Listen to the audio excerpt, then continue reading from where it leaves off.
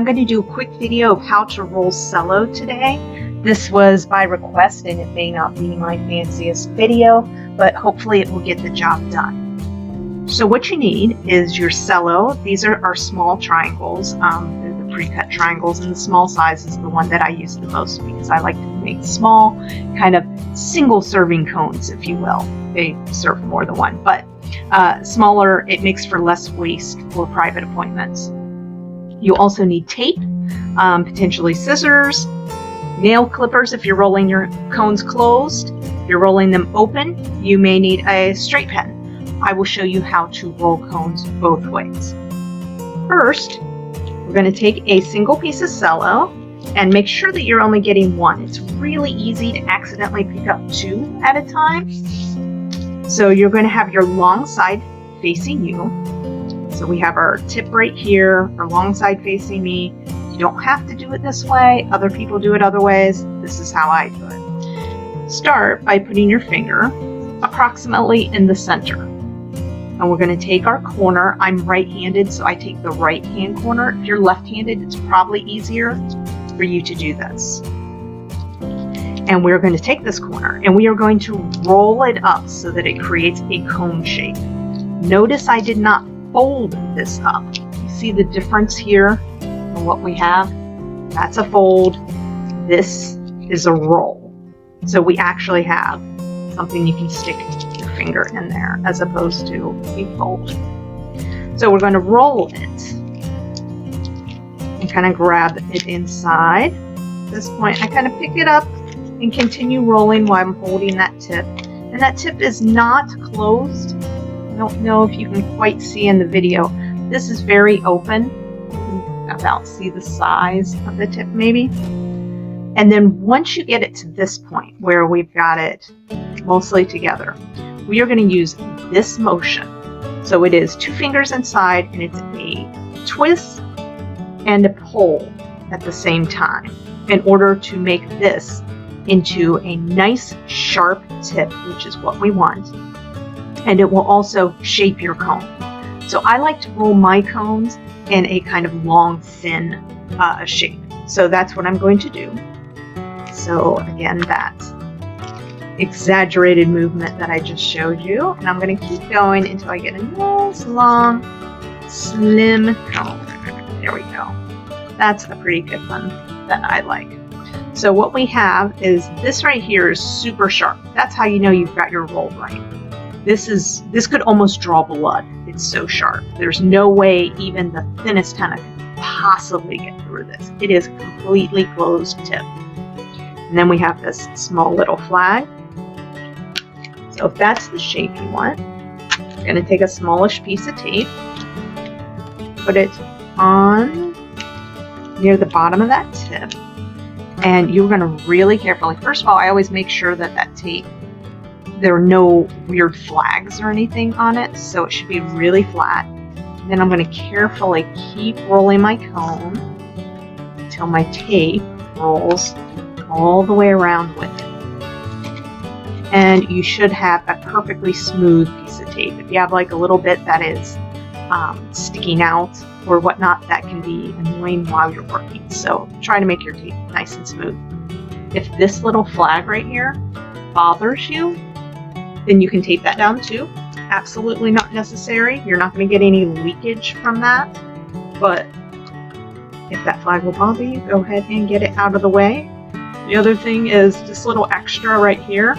It's just extra cello that will be folded down. But if you don't like it, you like a tidier cone, just cut that and get rid of it.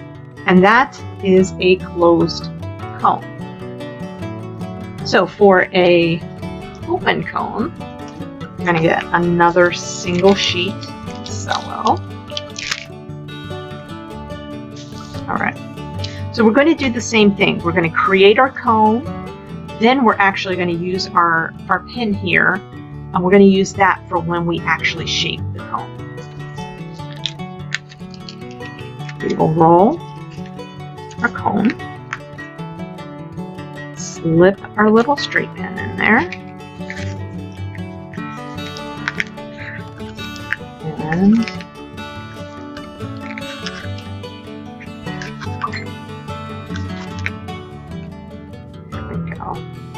Alright, so now my straight pen, I could pull that out if I wanted to, but it would be pretty tough. So that's how I know I have a good roll. I'm going to do the same thing where I put a little piece of tape and make sure that none of that tape is sticking up. And then continue to roll until that tape goes all the way down, giving me a nice tight cone. And again, I've got my little flag here, which if you want, you can tape up. And if you don't like this, you can snip it off. And I do not use a new pen for every roll. I use one pen. That way I never have lost pens places where they don't belong. So I use one pen, I pull it out, and then I roll my next cone using the same pen. So these are two cones in the shape that I personally like them. So this one right here is open. This one right here is closed. Ooh, that could draw a lot. So I'm not sure how much you can see that in the video about what the tips of those cones look like. So your closed cone, I do not snip mine until I am ready to use it. So I fill it up with henna, and I freeze my henna or whatever. When I'm ready to use it, that's when I open up my cone using clippers. For this one right here, I fill it up. I don't worry about any henna that comes out of it. It will kind of self-seal. So, every time you use it, you just kind of pull that out and it's ready to go. The other reason I don't like to use a straight pen for every single roll is because when you have your henna in there, you can sometimes get some weird reactions between your straight pen, the metal in the straight pen, and the essential oils. So you can get your henna separating, you can get weird oxidation, you can get the straight pen actually collecting minerals on it or being eaten away or whatever, so it's not a nice smooth pen anymore. So I just stick with one, but you can do whatever. Okay, let me real quick roll a different shape for you, just so you get to kind of see that. Put my pen off to the side, finger in the middle, roll the basics of the cone. I'm going to shape my cone. First I'll put my tip in, and I'm going to keep my fingers open just a little bit. There we go. Alright, and that, can't really pull that out. I mean, I could, but use a lot of pressure. That is a completely different shaped cone. The other thing is, when I'm rolling cones, I'm not usually rolling just a couple at a time. I'm rolling like 100 of them at a time. Or at the very least like 25 at a time. So I actually pre-cut my tape. So this is a very different shaped cone, as you can see. And these will hold about the same amount of henna, approximately, depending on how high you fill them. Let me cut this off so you can see it better. There we are. So they'd hold approximately the same amount of henna, just in different configurations. This also has a flag, so if you don't like those little flags, again, simply take a small piece of tape and tape that down. There we go. I think that's about everything. When I mentioned that I will pre-cut my tape, I just do small little pieces like this for the tip of my cone. And then if I am taping down my flags that day, I usually make those just a touch bigger.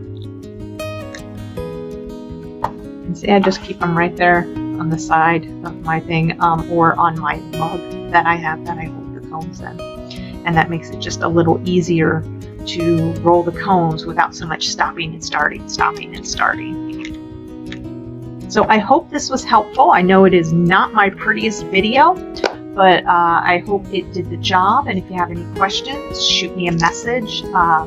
You can make a comment on the video, but your best bet is to either Facebook Messenger me or shoot me an email. If I am not around or doing something else, I will not be responding right away, but I will get to you. I usually get to you within one day. If it's on the weekends, sometimes it might be more than a day. But generally, I'll get to you pretty quick. So I hope it's helpful, and happy cone rolling to you.